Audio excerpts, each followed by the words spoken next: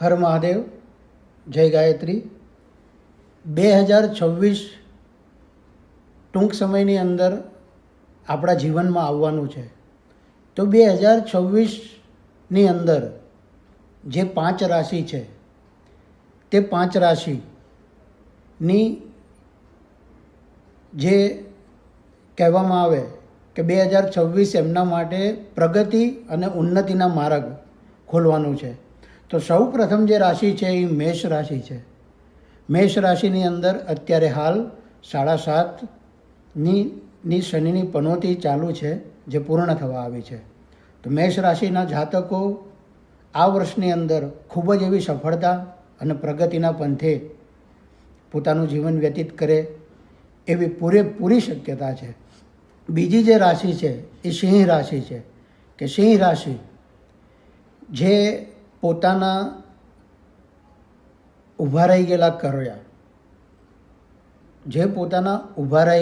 કાર્ય એ ઝડપથી પતવા માંડશે. એમની મહેનતના ફળ સામે આવીને ઊભા રહેશે અને જે અટવાઈ ગયેલા હોય એ નાણાં પણ નીકળવાની શક્યતા પૂરેપૂરી છે. ત્રીજી જે રાશિ છે એ તુલા રાશિ છે. તુલા રાશિના અધૂરા કામ બધા આ 2026ની અંદર પરિપૂર્ણ થાય એવા છે. બધા જ કામ પૂરા થાય એમ છે. ચોથી જે રાશિ છે એ ધન રાશિ છે. ધન રાશિ ઉપર આ વખતે ગ્રહો મહેરબાન થશે અને ગ્રહો જ્યારે મહેરબાન થાય ત્યારે સારી એવી પરિસ્થિતિનું નિર્માણ થાય છે. કાર્યક્ષેત્રે, ભણતર ક્ષેત્રે, ઉદ્યોગ ક્ષેત્રે, બધા જ ક્ષેત્રે. પાંચમી જે રાશિ છે એ કુંભ રાશિ છે. કુંભ રાશિનો ઉતરતો શનિનો પનોતીનો ઉતરતો દાયકો છે અને ઉતર્યા પછી આ 2026માં એમના નામનો ડંકો વાગશે. અને એમના નામનો ડંકો વાગશે એ પોતે એ જાતક જીવનની અંદર આ 2026માં આનંદ અને ઉત્સાહથી પોતાનું આ વર્ષ પરિપૂર્ણ કરી શકશે. અને આ 5 રાશિ જે મેષ, સિંહ, તુલા, ધન અને કુંભ, આ 5 રાશિઓનું જે છે આ વર્ષ એ ખૂબ જ સારું જવાનું છે. અતિ લાભદાયી નીકળવાનું છે. અને લાભદાયી અતિ બનાવવા માટે આપ સૌએ શિવ પૂજન કરવું. શિવ પૂજન કઈ રીતે કરવું? તો શિવ પંચોપચાર પૂજન કરવું. આપે જે ગુરુ બનાવ્યા હોય તો એ ગુરુ પાસેથી મંત્ર લઈ શિવ પંચાક્ષરી મંત્ર ઓમ નમઃ શિવાય એના જાપ કરવા.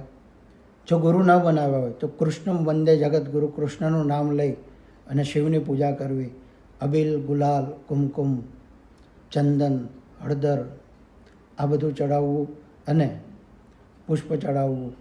ગંગાજળ જળની અંદર મિશ્રિત કરી અંદર કાળા તલ નાખી અને ગંગાજળનું ટીપું એમાં નાખી અને ઓમ નમઃ શિવાયનો જાપ કરતી વખતે શિવલિંગ ઉપર ધારા કરવી.